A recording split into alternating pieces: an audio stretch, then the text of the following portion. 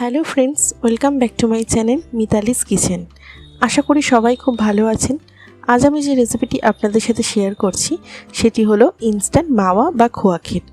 বাড়িতেই কীভাবে খুব কম উপকরণ এবং খুব কম সময়ে বানিয়ে নেবেন সেটি আমি স্টেপ বাই স্টেপ আপনাদের সাথে শেয়ার করছি। তো চলুন শুরু করা যাক।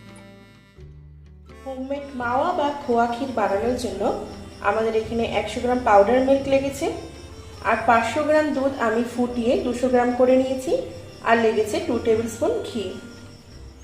সবার প্রথমে আমরা যে দুধটা ফুটিয়ে এখানে রেখেছিলাম সেই দুধটা আমরা দিয়ে দেব। কড়াইটা গরম করে নিয়েছি লোতে করে রেখে।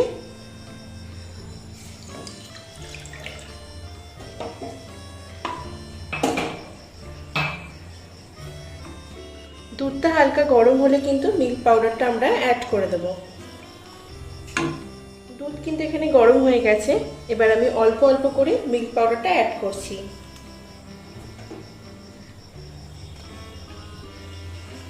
একবারে কিন্তু মেশাবো না, একটু একটু করে দেব আর মেশাতে হবে।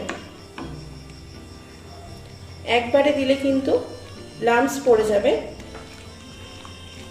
এইভাবে কন্টিনিউয়াসলি কিন্তু মেশাতে হবে।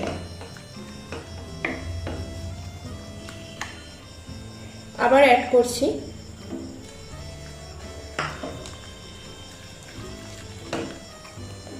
এইভাবে পুরো দুধটাকে আমরা মিশিয়ে নেব। এই সময় গ্যাসের ফ্লেমটাকে একদম লোতে রেখে কন্টিনিউয়াসলি কিন্তু এইভাবে মেশাতে হবে, নইলে নিচ থেকে লেগে যাওয়ার সম্ভাবনা থাকবে। সমস্ত দুধ দেওয়ার পর এইভাবে মেশাতে মেশাতে কিন্তু 3 থেকে 4 মিনিট মতো মেশালেই কিন্তু এই ক্ষীরটা তৈরি হয়ে যায়। সম্পূর্ণ পাউডার মিল্ক দেওয়ার পরে যখন খুব ভালোভাবে মিশে যাবে তখন এখানে 2 টেবিল স্পুন যে ঘিটা রেখেছিলাম সেটা এখানে দিয়ে দেব। এতে করে খুব সুন্দর একটা ফ্লেভার আসে এই মাওয়াতে। কন্টিনিউয়াসলি কিন্তু এইভাবে রান্না করতে হবে, নড়ে নিচ থেকে লেগে যাবে।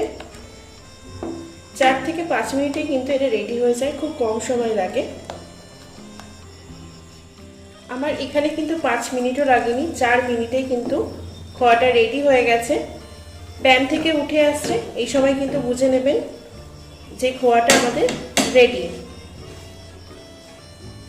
এরকম কনসিস্টেন্সিতে কিন্তু নামাবেন, কারণ ঠান্ডা হয়ে গেলে শক্ত হয়ে যায়। দোকানের মতো মাওয়া বা খোয়া ক্ষীর কিন্তু আমাদের একদম রেডি। এইভাবে আপনারা খোয়া ক্ষীর বানিয়ে যে কোনো মিষ্টি কিন্তু তৈরি। ভালো লেগে থাকে অবশ্যই লাইক করবেন ও সাবস্ক্রাইব করে বেল আইকনটি প্রেস করে দেবেন। আজকের মতো এখানেই, আবার দেখা হবে পরবর্তী রেসিপিতে। ধন্যবাদ।